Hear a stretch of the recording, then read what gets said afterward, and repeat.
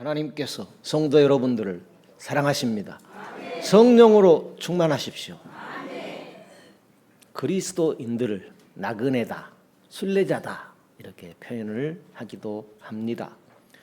이 세상의 삶이 전부가 아니고 하나님께서 우리에게 새하늘과 새 땅을 주신다는 약속을 믿고 살아가기 때문에 순례자다 이렇게 말을 하기도 합니다. 순례자들은 이 세상에서 하나님께 영광을 돌립니다. 우주 만물이 하나님을 찬양합니다. 해달별이 하나님을 찬양합니다. 공중의 새가 들의 백합화 모든 만물이 주님을 찬양합니다. 왜 그렇습니까? 하나님이 창조하셨습니다. 하나님이 복을 주셨습니다. 우리 생명도 부모 형제도 나라도 환경도 하나님이 복 주셨습니다. 주신 이도 여호와시요 취하신 이도 여호와이십니다. 그래서 모든 만물이 하나님을 찬양하고 하나님은 온 세계에 복을 내리십니다. 우리는 하나님을 예배하고 하나님은 우리를 축복하십니다. 히브리서 6장 12절에 때가 오래므로 너희가 마땅히 선생이 될 터인데 너희가 다시 하나님의 말씀의 초보가 무엇인지 누구에게 가르침을 받아야 할 것이니 젖이나 먹고 단단한 식물을 먹지 못할 자가 되었도다 그랬습니다. 10년이면 강산이 변한다고 했습니다. 신자들도 변화를 거듭하면서 성장하는 것입니다. 내가 그리스도인이 된 것도 복이지만은 성장하는 복도 받아야 할 것입니다. 세상에서 잘 살아가는 것도 복이지만 영혼이 잘 되어지는 복을 꼭 받아야만 합니다. 많은 사람이 질문을 합니다. 어떻게 하면은 복을 받습니까? 하나님은 우리에게 복 주시기를 원하시고 실제로 우리에게 복을 주시는 분이십니다. 미국 워싱턴에 유명한 박물관이 있다고 합니다. 성경 박물관이 있습니다. 하이로비 공예품 체인 설립자인 데이비드 그린 부자가 우리나라 돈으로 7천억 이상을 투자해서 기부해서 성경 박물관을 만들었다고 합니다. 그것은 성경이 인류 역사와 문화에 끼친 영향을 알게 하려고 그런 선한 뜻에서 귀한 일을 한 것입니다. 사람들이 헤아릴 수 없이 많은 성경 사본을 접하도록 기회를 주기 위함이었습니다. 구약 성경만 해도 사본이 1,000개가 넘는다고 합니다. 신약 성경은 그보다 5배 이상 많은 5,000권이 그러니까 5,000 종류가 넘는다는 것이죠. 똑같은 성경 사본은 없습니다. 많은 성경 사본을 성경학자들이 이리 되고 저리 돼서 오늘날 우리에게 귀한 성경을 갖도록 한 것이죠. 성경의 사본에 이런 진귀한 모습들을 본 불신자들이 성경 박물관을 방문해서 예수를 믿는 일이 많이 일어난다고 합니다. 제임스 스미슨이라는 분이 세운 스미소션 박물관이 있습니다. 이분은 영국 사람입니다. 한 번도 미국을 가본 적이 없는데 전 재산을 기부해 가지고 21개의 박물관과 동물원을 지어 가지고 많은 사람들에게 기여한 그런 인물이 있습니다.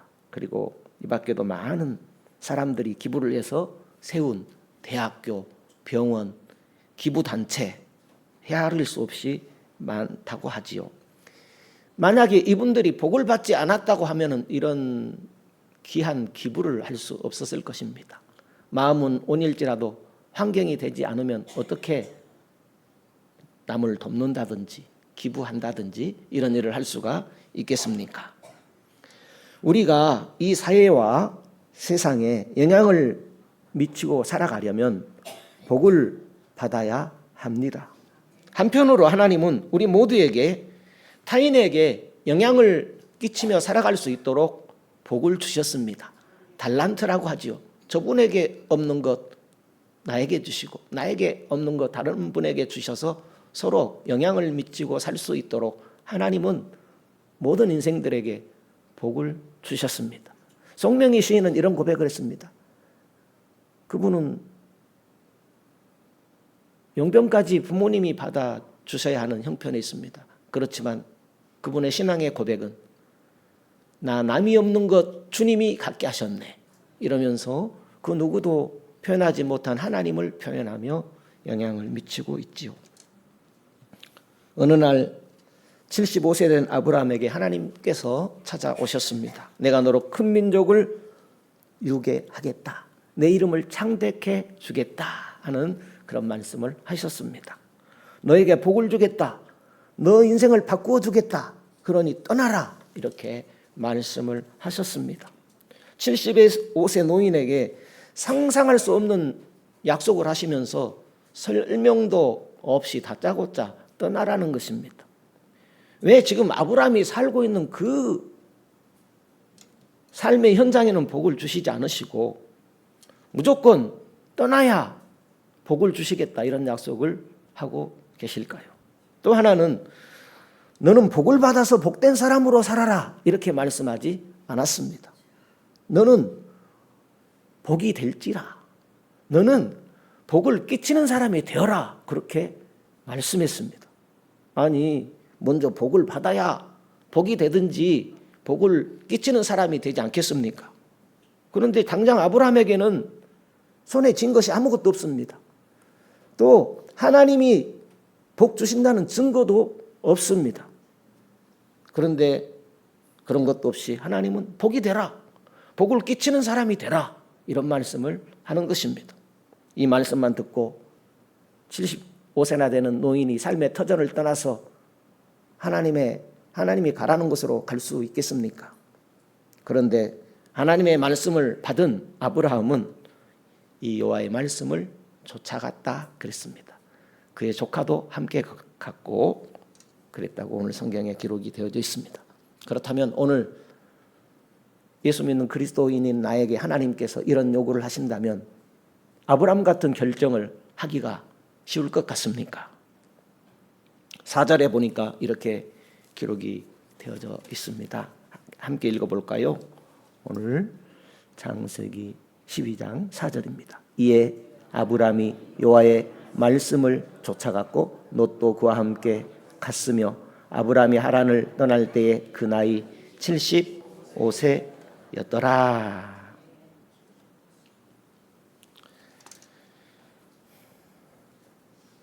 아브라함이 결단하게 된 이유입니다. 하나님의 말씀을 쫓아서 떠나라니까 떠나게 된 이유가 무엇입니까? 여호와의 말씀을 듣고 어떤 말씀입니까?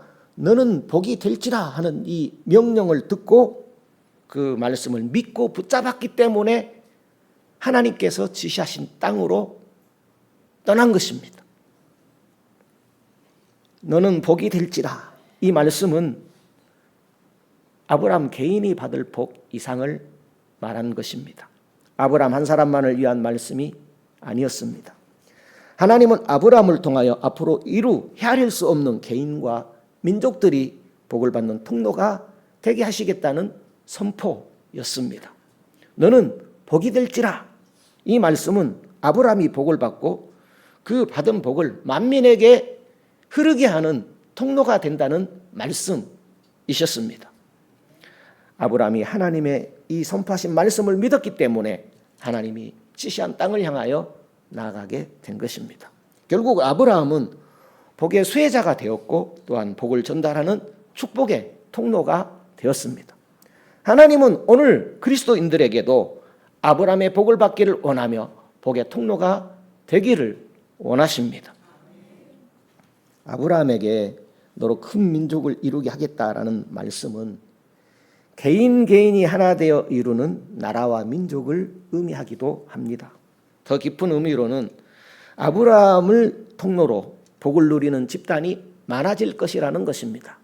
복을 받게 되는 가정이 많아질 것이고 아브라함을 통하여 복을 받게 되는 민족이 많아질 것이라는 그런 말씀이셨습니다. 하나님께서 주 예수 그리스도를 믿음으로 아브라함처럼 믿음의 복과 구원의 복의 통로되는 개인과 가정과 민족이 많아질 것이라는 말씀이었습니다. 구원의 복, 믿음의 복의 사람이 가는 곳마다, 머무는 곳마다 수많은 사람이 복을 받고 일어나게 하는 복의 통로가 되게 하신다는 약속을 아브라함에게 하신 것입니다. 우리나라 기업 삼성이 잘 되니까 많은 사람에게도 그 복이 흘러가는 것을 볼 수 있습니다. 아브라함에게 하신 약속은 육신의 복 이상 하늘의 복, 영적인 복을 말씀하고 있습니다. 너의 이름을 창대하게 하겠다, 이런 말씀을 하셨습니다.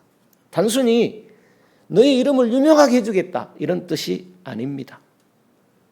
사람마다 이름을 지을 때는 두 가지 의미가 있는 줄로 알고 있습니다. 이름을 지을 때 그 사람의 존재를 알게 되죠.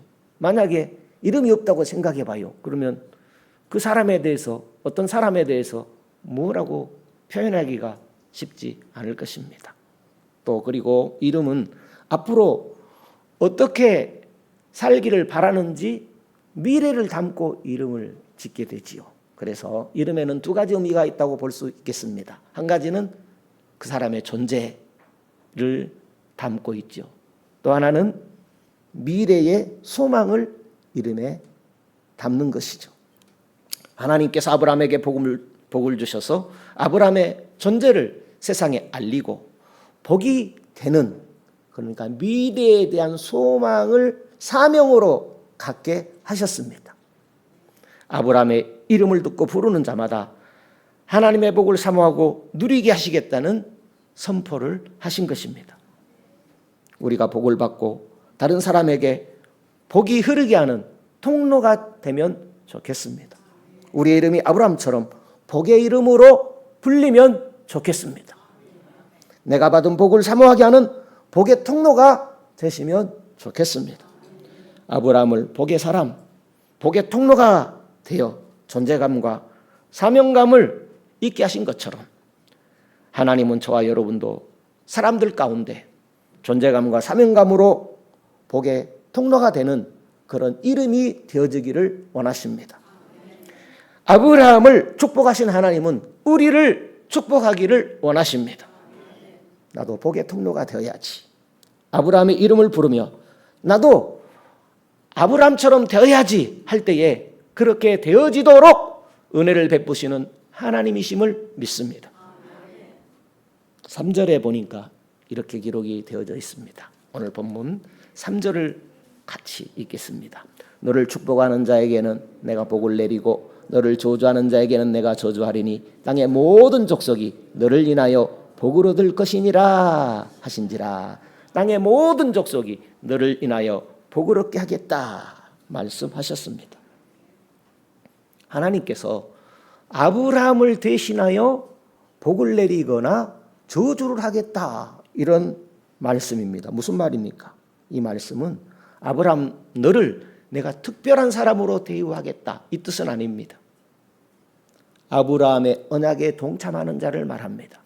하나님께서 아브라함에게 언약한 것은 대표로서 하신 언약입니다. 하나님께서 아담에게 언약을 주신 것처럼 하나님께서 믿음의 조상으로 아브라함을 부르시고 언약하신 것은 모든 사람을 대신해서 하신 언약입니다. 그 아브라함 언약에 동참하는 자와 대적하는 자에 대한 하나님의 경고의 말씀, 축복의 말씀입니다. 아브라함 언약에 동참하는 자는 아브라함을 축복하는 사람이다 그랬어요. 아브라함을 축복하는 사람이라는 것은 하나님을 축복하는 사람입니다. 아니 우리가 어떻게 하나님을 축복해요? 그러나 시편에 보니까 하나님을 축복한다고 돼 있어요. 하나님을 축복하는 것은 그분께 감사하며 예배하는 것을 하나님을 축복하는 것이라고 말합니다. 하나님을 하나님 되게, 하나님을 복되게 하는 것은 감사하며 찬양하며 그분을 예배하는 것입니다. 아브라함에게 주신 하나님의 언약의 핵심은 영원히 잘 되는 언약, 구원의 언약이 핵심입니다. 아브라함처럼 구원의 언약에 동참하는 자는 함께 복을 누리게 됩니다. 아브라함에게 주신 언약 성취를 대적하고 막게 되면은 복의 통로가 되지 못하도록 하나님께서 직접 간섭해 버리겠다 하는 말씀입니다. 누구든지 아브라함에게 약속하신 하나님의 언약에 동참하게 되면 땅의 모든 족속 누구든지 너를 인하여 복을 얻을 것이다. 복의 통로, 복이 흐르게 하는 복의 사람이 되게 하겠다는 선포였습니다. 하나님은 복의 근원이십니다. 아브라함이나 우리는 그 하나님의 복의 통로입니다. 아브라함은 어떻게 복의 통로가 되었습니까? 하나님께서 어느 날 아브라함을 부르시고 밤하늘의 뭇별들을 셀 수 없는 것처럼 너의 자손이 밤하늘의 별처럼 많게 될 것이다 할 때에 아브라함이 여호와를 믿었습니다. 그랬더니 여호와께서 아브라함의 그 믿음을 의로 여겨주셨다고 창세기 15장 6절에 기록이 되어졌습니다. 이 말씀은 아브라함의 후손으로 오실 메시아 구원의 약속을 아브라함이 믿은 것입니다. 그렇게 아브라함은 믿음으로 의롭게 되는 믿음의 조상, 구원의 조상이 되었습니다. 이보다 큰 복이 있겠습니까? 믿음의 조상, 구원의 조상이 되는 복을 아브라함이 받은 거죠. 그래서 우리는 믿음의 조상을 아브라함 이렇게 표현을 합니다. 아브라함은 예수 믿고 구원받을 사람의 조상, 믿는 자의 조상이 되는 복을 받았습니다. 아브라함이 복하니까 우리는 세상적인 잘 먹고 잘 살고 오래 살고 그런 복에 초점을 맞추기가 쉬운데 영적인 복이 우선한 하나님의 언약입니다. 예수 믿음으로 의롭게 되는 복, 예수 믿음으로 구원 얻는 복의 통로가 나에게서 끊어져 버리는 복의 종착역이 되면 큰일 날 일입니다. 계속해서 믿음의 복이 흘러가는 복의 통로가 되어져야 하지 않겠습니까? 아브라함이 하나님의 이런 복을 받고 그 복을 흐르게 하는 통로가 된 것은 복 주시는 하나님의 말씀을 쫓아갔기 때문입니다. 하나님의 말씀대로 가면 복을 받고 하나님 말씀을 무시하게 되면 그 복과는 상관이 없습니다. 아브라함이 하나님의 말씀에 순종할 때에 복받은 자가 되고 복의 통로가 되어졌습니다.